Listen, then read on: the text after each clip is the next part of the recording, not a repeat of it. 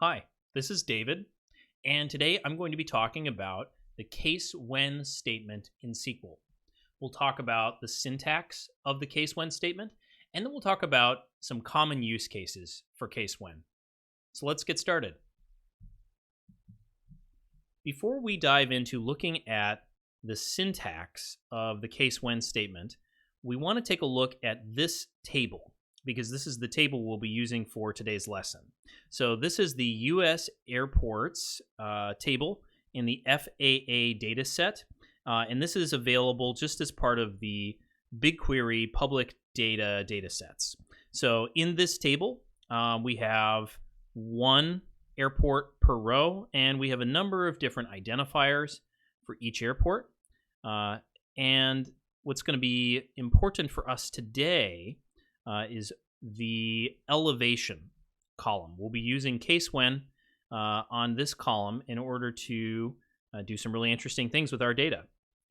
So let's go ahead now and we can take a look at one of the first use cases for the case when statement, and we'll look at the syntax of how it works, and we'll talk about why you would do something like this.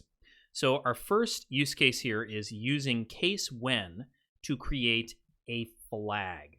And a flag is just a name for a column, and that column, when a particular condition happens to be true, the value in the column will be a 1 for that row. When a particular condition happens to be false, the value will be a 0. So 1 is true, 0 is false. That's the flag.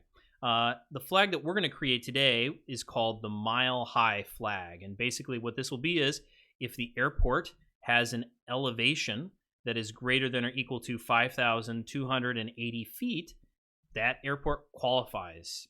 It has an elevation that is at least a mile high. So looking at our query, we see we're going to be selecting a number of different columns here. These are just identifiers for our airport, information like the airport name, service city, state abbreviation, of course our elevation column. Let's look now at the case when statement itself, which is on line 9. So the way this works is we type case when, and then we have our condition. Case when elevation is greater than or equal to 5,280, then 1, else 0. That's how we create our flag. We need to have one more keyword here, which is the end keyword. This basically tells SQL, all right, we had a case when statement. It's over now. It's done. That's it. So this is basically the beginning, and then end is the end. And then we're going to give our column an alias using the as keyword. And this, again, is our condition. And we're only going to be using one condition today, but you could chain together multiple conditions using and or. Just be sure to use parentheses, especially if you mix and or conditions. Remember, and always executes first. Okay, so we have our query here. We're selecting from our US Airports table. We're ordering by our elevation descending. Let's take a look at the results. So if we look at our data, we have our airports, and we're ordering by elevation. So we're going to have the biggest elevations first because we're ordering by elevation descending. And so we see that the Berthoud Pass Airport in Empire, Colorado is the airport that's at the highest elevation in the United States. And of course, you can see here the mile high flag is a 1 because the elevation is larger than, or it's greater than or equal to 5,280. And you can even see that most of our airports, the airports at the highest elevations in the United States, are all in Colorado. We got one here in Utah. That's probably not much of a surprise. If we flip through some of our results and get down to airports with an elevation below 5,280, you see here our mile high flag is 0. So that is how to create a flag using case when. let's move on to another use case, and you'll be able to see why we might create a flag. All right, so here's our next use case. This use case is using the sum aggregate function in combination with case when, and that's going to allow us to group our data and calculate some grouped counts and percentages. So let's take a look at this query. We see here we're going to be selecting our state abbreviation, and then we have our case when statement that we saw in our last SQL window. Case when elevation is greater than 5,280, etc., etc. But we are wrapping this case when statement in the sum aggregate function. And then if we skip down here to line 8, you can see we're grouping by state abbreviation. Our next lines in the query, line 5, we're just going to get a count. Count star means count all the rows. This will give us a count of all the airports. And remember, we're grouping by state abbreviation, so we're going to get a count of all the airports in line 5. And then in line 6, we're going to put these two lines together, line 4 and line 5. We're going to have our sum case when, and then we're going to divide by our count of total airports. This is going to give us our percentage of airports in each state that are at least 1 mile in elevation. All right, so let's take a look at our results here. So we have each of our states.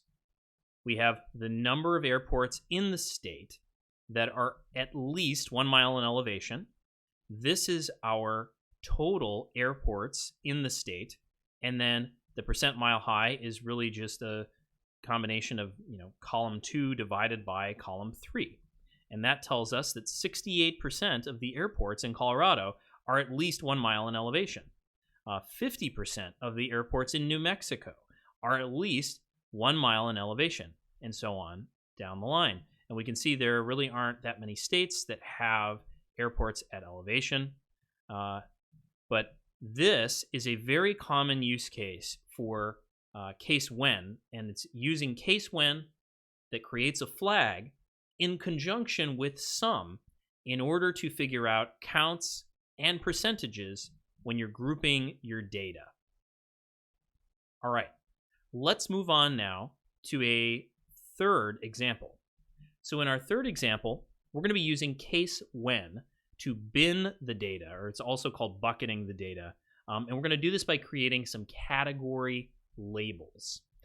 The reason you might want to do this is in data science, you sometimes want to bucket your data by putting it into categories in order to create new columns, which is called feature engineering.